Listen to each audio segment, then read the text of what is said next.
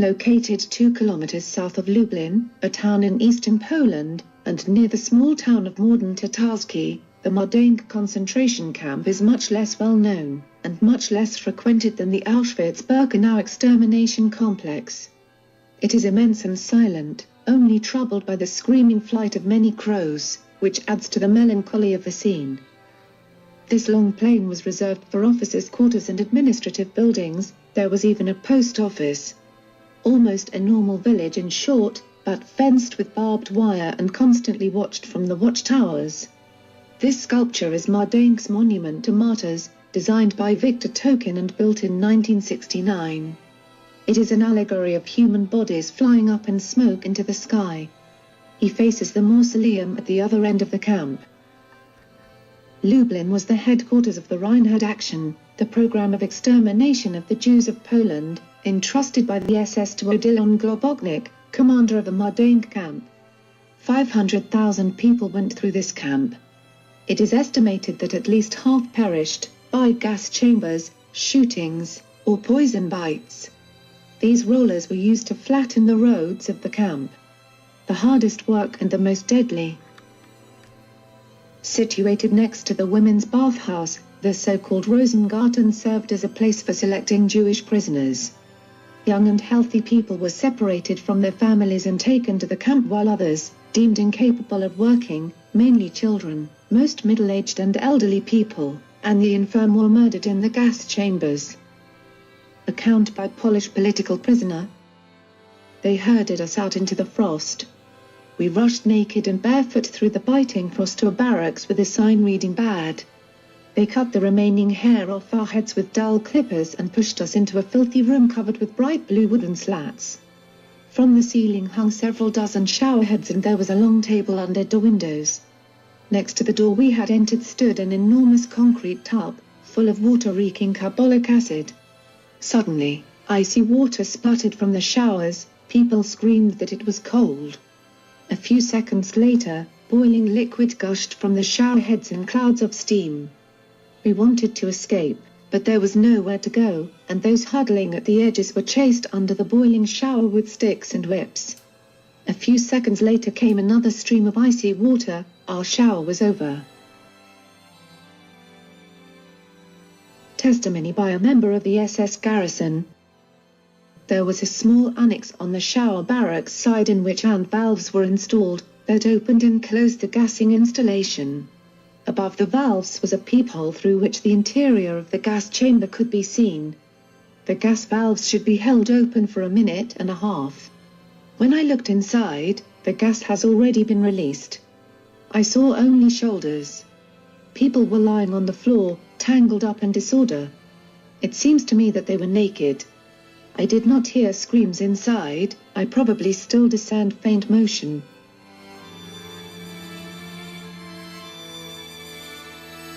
They arrived in the ghetto and jumped into the unknown. This exhibition was presented for the 70th anniversary of the Reinhard Action in 2012. It commemorates the deportation and extermination of the Jews of Poland under the direction of the German General Government. Explanations in English and Polish, along with photos and archival footage, are very clear and understandable.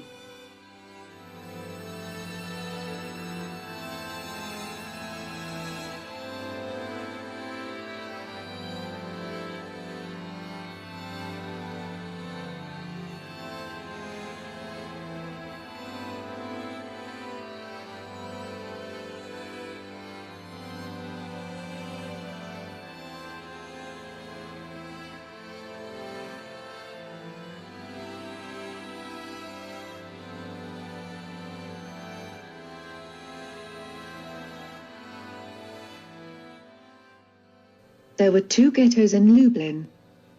A prison camp was established in 1939 in the Lipowa district, initially for the Jews of the East, then for the prisoners, Jewish or not, of the Polish army, and even for peasants who could not provide the food quotas requested by the general government. From 1941, the camp becomes a labor camp, specializing in carpentry. In November 1943, 2,000 Jews were transferred to Majdanek for execution. In 1944, the activity of the camp stops. The specialists are transferred to the Reich factories, the others are evacuated to Auschwitz, with the last survivors of Majdanek.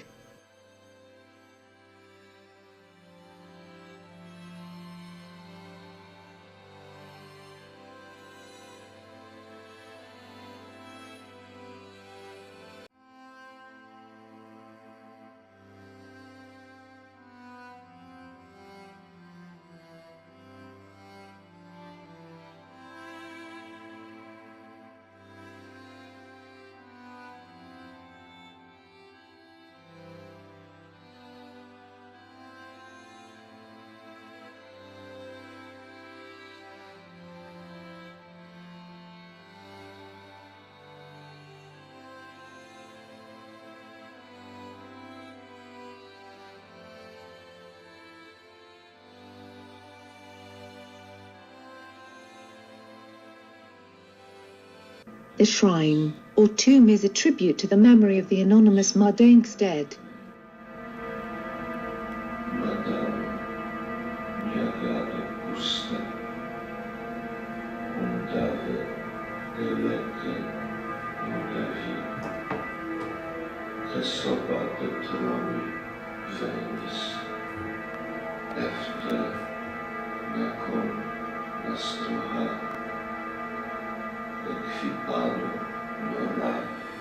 In this building, as in the following, we find relics of those who have passed here, and left naked, stripped of everything, their clothes and jewels, but also their hair, their teeth, their glasses. Poor remains, pitiful but harmless, except that the quantity, the mass of these remains, causes an intense feeling of discomfort and horror. The ravens of Majdanek peck in the stubble that covers the trenches where the ashes of the nearby crematorium were dumped.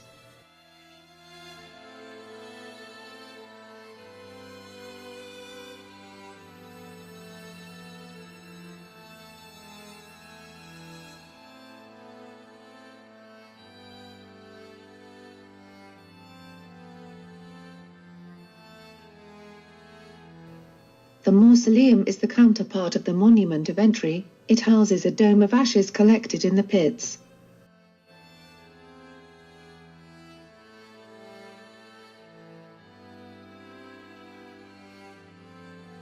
At the pediment a sentence, "Our destiny is for you," a warning.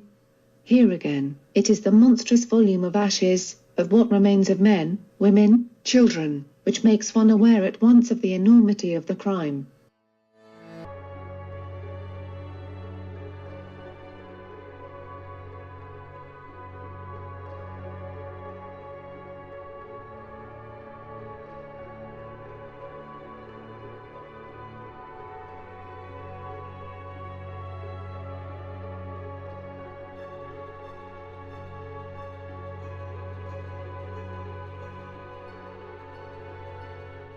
The crows of Majdanek are at home here, moving, noisy, full of life, in this silent and motionless world.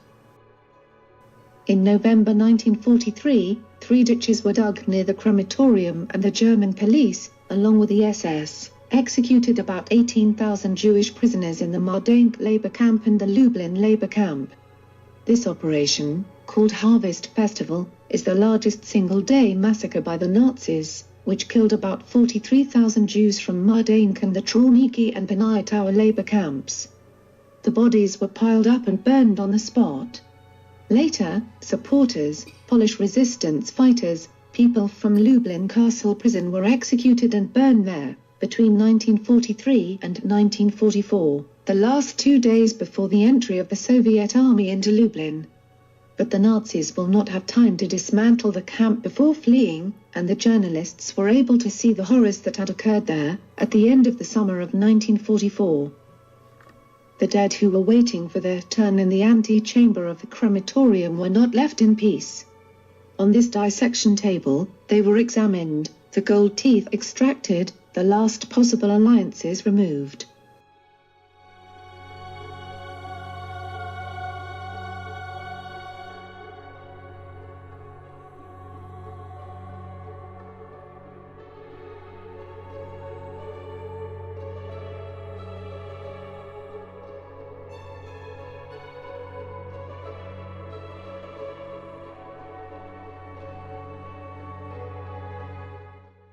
And then, the last step. The crematory included offices, a bathroom, an autopsy room, and a storage room for fuel. The stoves worked with coke and they were all connected to the vast chimney by underground ducts. A water heating system in parallel allowed hot showers.